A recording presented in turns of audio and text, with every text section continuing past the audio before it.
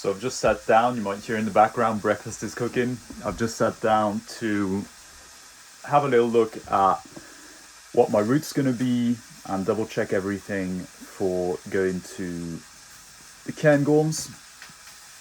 And I found this useful little card that is supposed to tell me how fast I'll be going. So that's very practical. Just check here that it's the right measurements. I assume it must be because they're from an OS map. 1 mile. So 1 mile.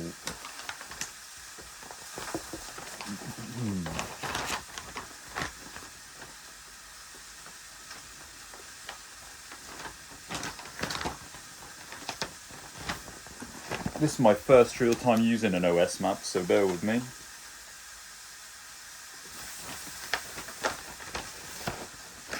One kilometer. I needed more space on the table, really.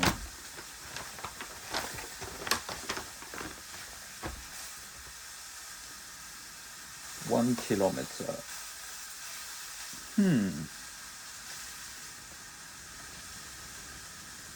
Scale is 116, and that's a scale of 125. Oh, I cannot be bothered to do the calculation, so I'll just take a look at the...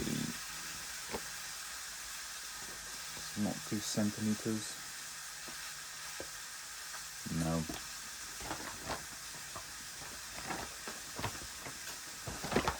Loch Erect.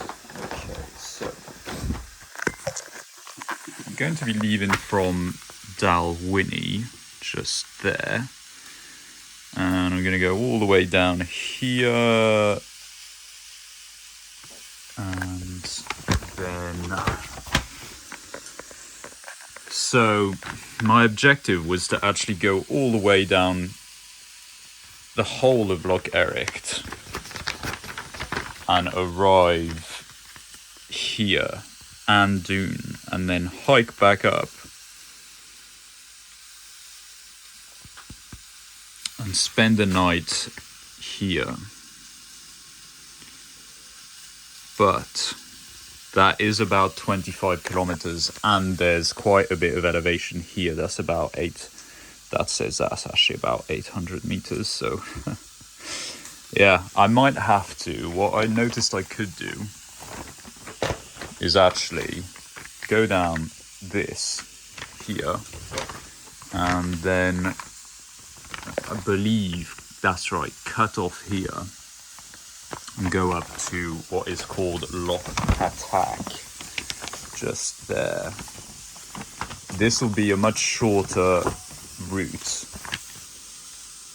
and with the weight I'll be carrying, it might make more sense to just do that, to be honest. Because already looking at this, just to go from Dalwhinnie all the way down here, it's probably a good 3 to 4 hours, I'm guessing.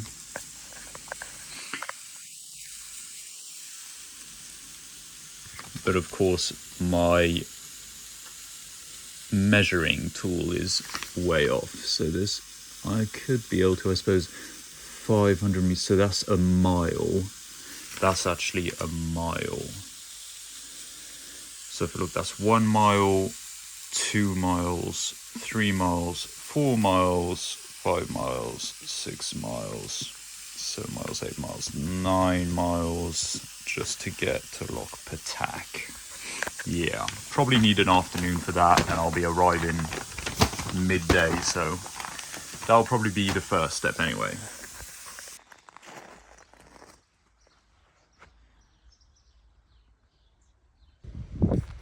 So again, don't know how much of this I'm going to record, but just thought I'd share this with you because the views are absolutely stunning.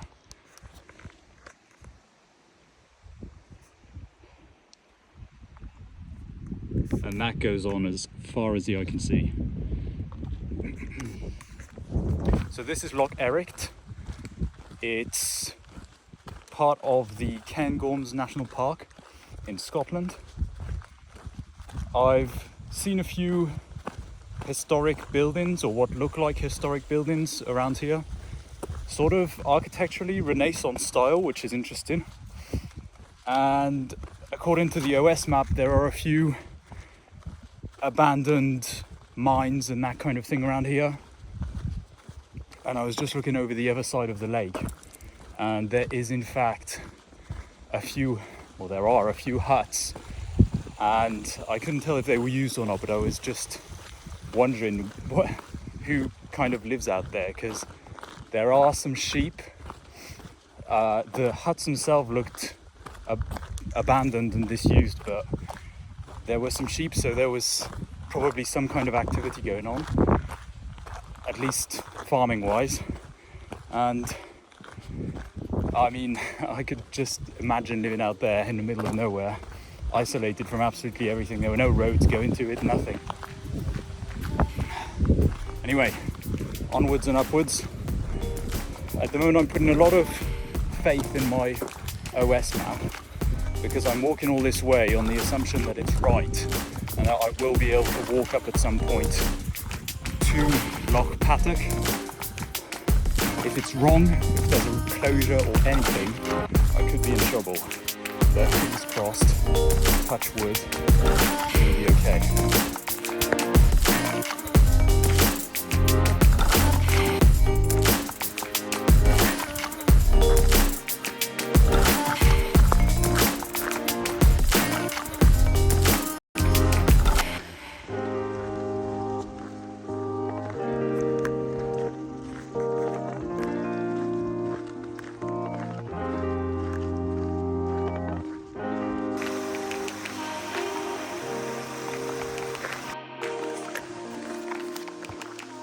So having just arrived in Dalwhinnie to get to Loch,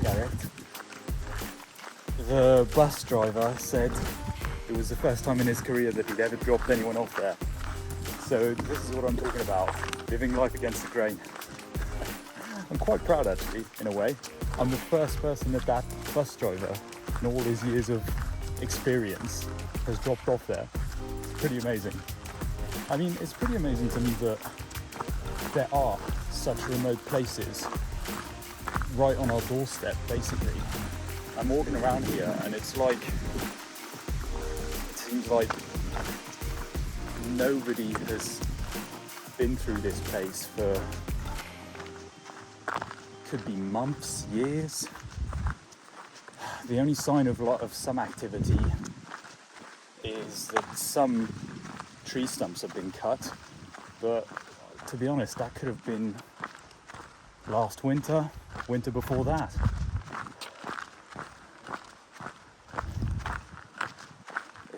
It's very peaceful. There is absolutely no one about.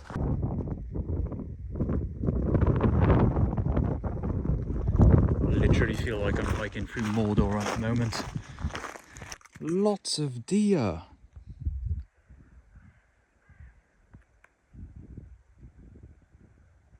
See how many you can count.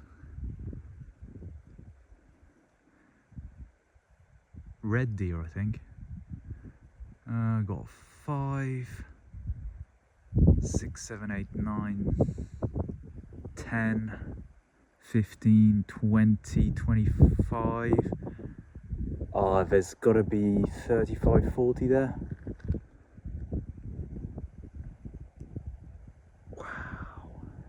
This is hilarious. Someone has lost their boot and someone else has clearly put it there, either as a warning, it looks rather sinister, as a warning or to help them find it.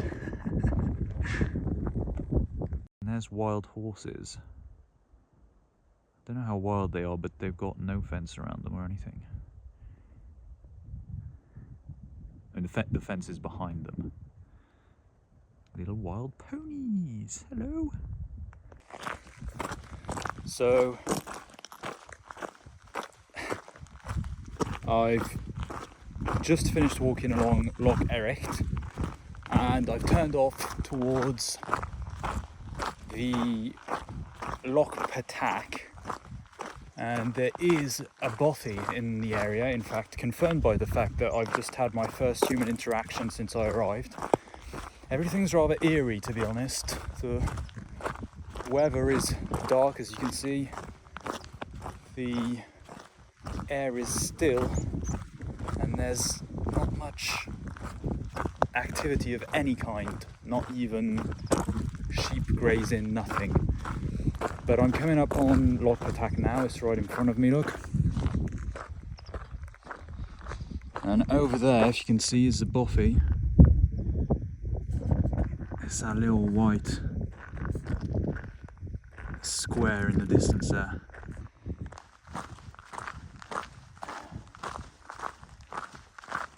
Anyway, the guy I just met was very friendly. He had a big fluffy white dog with him, and he'd come in his van and slept in the bothy. Now, I didn't like to tell him, but I'd heard that this bothy has got asbestos in it, so I'm not going to sleep there. I've made as much progress as I really wanted to make for today, and it's only middle of the way through the afternoon, so I could go on a bit to Ben Alder, or I could hike up this mountain just here, or Ben rather, and wake up to a nice view in the morning. Because if I go to Ben Alder, I'm just going to wake up in a valley. So I think I'm going to opt for the nice view and hope that the rain doesn't get too bad, because otherwise I'm going to get battered by the elements up there. So I can't tell if I'm hallucinating or not, which is rather concerning. I knew I should have brought a can of beer or a bottle of red with me. But just the walking is enough, apparently. There appears to be two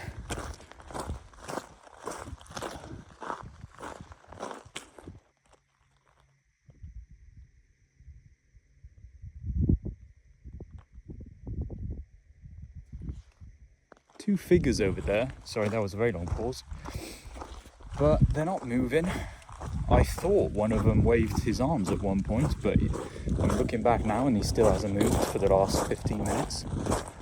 So, a bit spooky. And after that interaction with that bloke, it's all a bit spooky. He looked either very tired or a little bit like he'd been on the sauce, and was asking sort of where I was going, you know, telling me where he'd been, and I was trying to be as evasive as possible, because you don't really want to be letting people know your exact route when you're on your own in the middle of nowhere when nobody can hear you shout. But he seemed nice enough, but you just never know. So I say always err on the side of caution. And try to be as non-specific as possible, but it's obvious. You can't really go anywhere else than to Loch Pattack from where I was walking. So I am going to try and make it so that my tent is a little bit inconspicuous when I pitch up later. I was going to pitch right here, next to the lake, but then, loch rather, but then I thought, midges. I've been reading enough to know that you can't go anywhere in Scotland without millions of midges descending on you. So I'm going to hike on and try and gain the higher ground. The higher ground. And yeah, make it so that there are no midges. Those two figures. No, still haven't moved. I have to figure out what they are tomorrow when I walk back round. Unless they've moved eerily, you never know.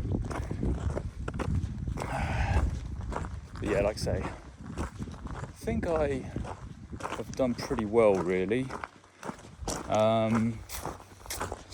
I was going to go on a bit further to Ben Alder in my initial plan, but not only do I think it possibly a little foolhardy, since my legs are all right, but my left leg is a little bit not as good as it could be, straining a bit.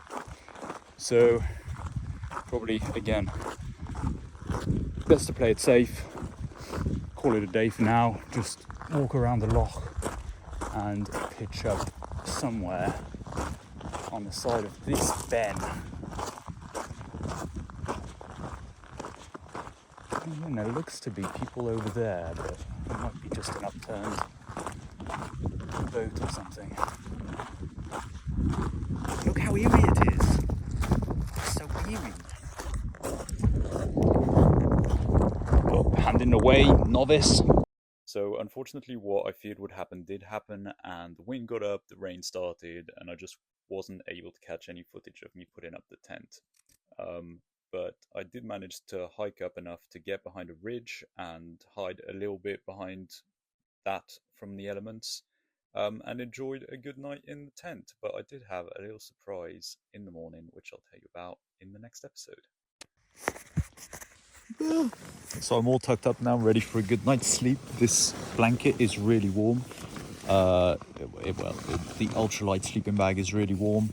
The ultralight sleeping bag is a Mountain Warehouse 200 ultralight something for summer, and the mattress is incredibly comfortable as well. It's got this hexagonal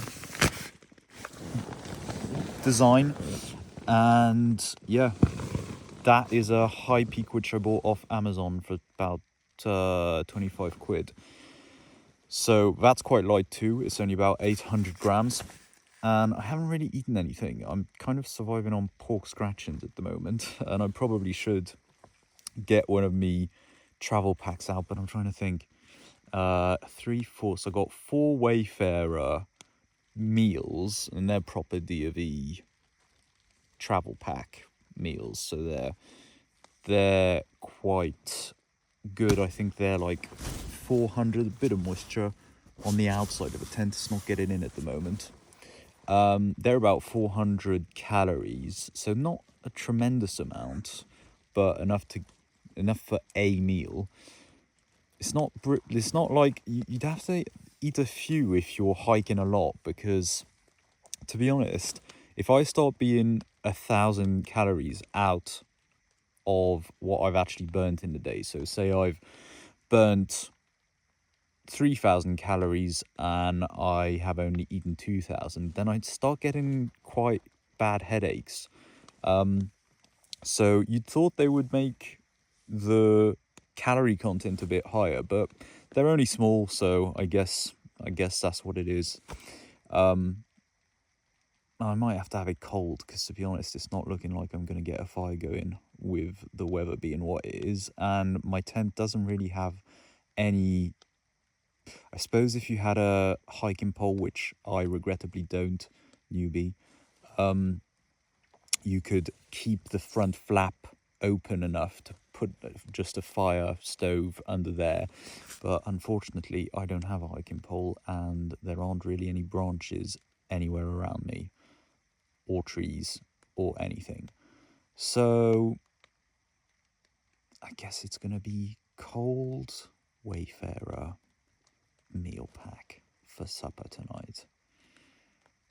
Yay! Oh, and I've got to find some water at some point too, because I'm by this Loch Pattack, but I went over to it and it doesn't look that great. The colour is very red and brown, and I don't know, but there are some, let me get this right, there are some organisms that my soya mini will not filter out. And when I see the water like that and it's not flowing, it's really stagnant, all the soil around it is very rich and very, sort of attracting midges and insects and everything. So you kind of get the idea, which means I won't have to show you in detail. But yeah, it's not the kind of place where I'd think of sourcing water. So at the moment, not really got a whole lot of water left. So that's another one we're going to have to figure out tomorrow. But I'm pretty sure I go past a bunch of streams and fords. In fact, walking up to Loch, you walk up along a stream. So fingers crossed I'll be able to use that to my advantage. There we go. Night time.